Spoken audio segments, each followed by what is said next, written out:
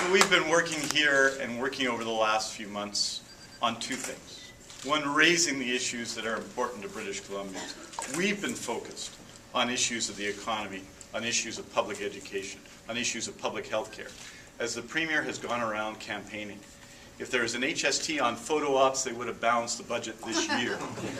But in terms of serious approaches to public policy, we've seen very little. The government itself seems to be in disarray, with the Premier driving an election agenda. So let's be clear. The Premier has a seat in the legislature. They have a majority. If they had something they wanted to do, why aren't they doing it now? Yeah. Why aren't they doing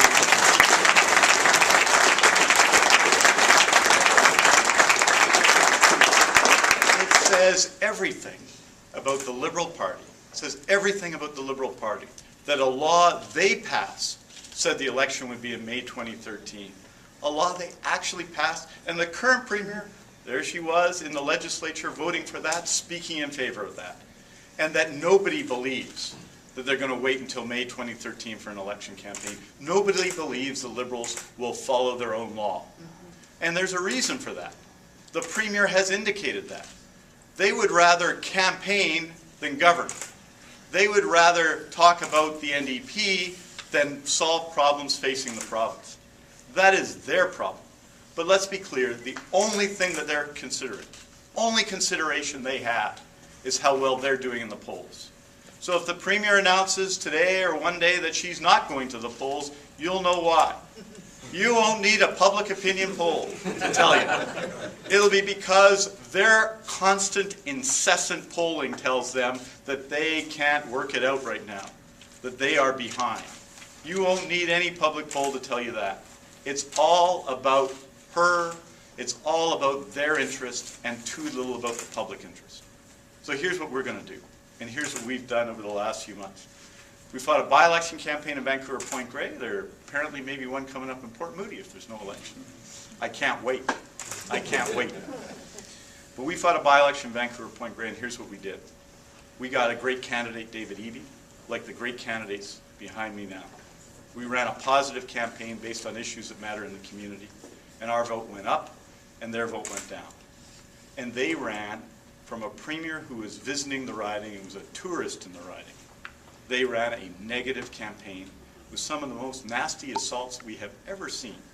And that's what I expect the election campaign to be about. Us responding to issues as to why forest workers are sitting at home unemployed while raw logs leave the province at a fast rate. Why our province is leading the country in inequality and in child poverty. Why public education, why the government seems determined to focus on fighting in public education and not improving public education. Why people are waiting too long for health care and don't get it in their communities.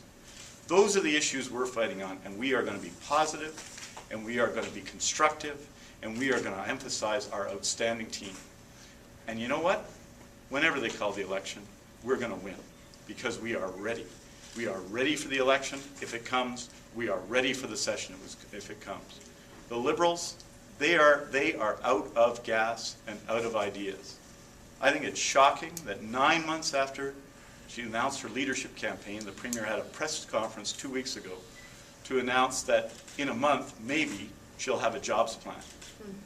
I know it's important in politics that people realize their ambitions, and the Premier has realized a lifelong ambition to become Premier. But it's not enough to achieve public office. You have to want to do something with that. You have to do something for people. This is not about us. It's about making the changes we need to make in the province. The team behind you, the team around here is ready to do it. And so that's where we're at right now. If the Liberal Party goes ahead with an election, we'll be ready. If they go ahead with a session, we'll be ready. But regardless, we are going to meet the test of this province and of the voters of this province, to be positive, to be constructive, and to be a voice of hope in the future. Last week, Jack Layton passed away. And I think one of the inspiring things about Jack's time as leader wasn't that he saw big for the NDP and he saw big for our country.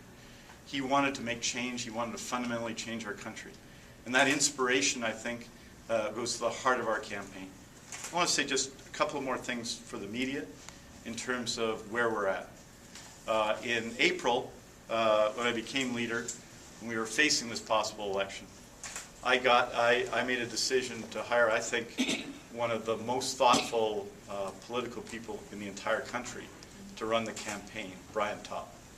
And Brian has done an outstanding job transforming our organization, and I'm very, very pleased that he's here today, and I'm very honored about his role in our campaign and what he's done. He has put us on a good footing. Now, some of you may know that Brian is being considered by many people, and he hasn't decided yet, but considered by many people as a possible candidate for Prime Minister. That's an amazing thing. But I think that reflects it's not a surprise to me. It reflects his qualities as a person, his qualities as a thinker, his compassion, and his vision. Those are things he's brought to our campaign. One of the reasons we're ready is the work of Brian Topp, and I want to thank him for all that work over the last few months.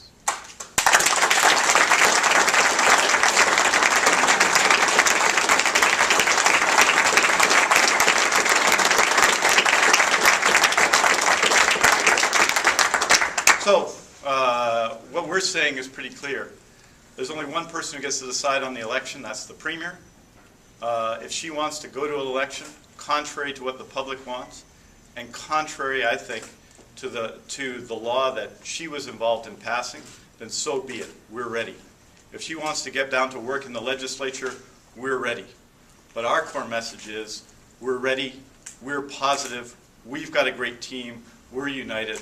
And so I think that British Columbians more and more will be counting on you Democrats to speak for them in the future. And I think the future is bright for our party and brighter for our province if we can bring the changes I've been talking about. So thanks very much. Thank you.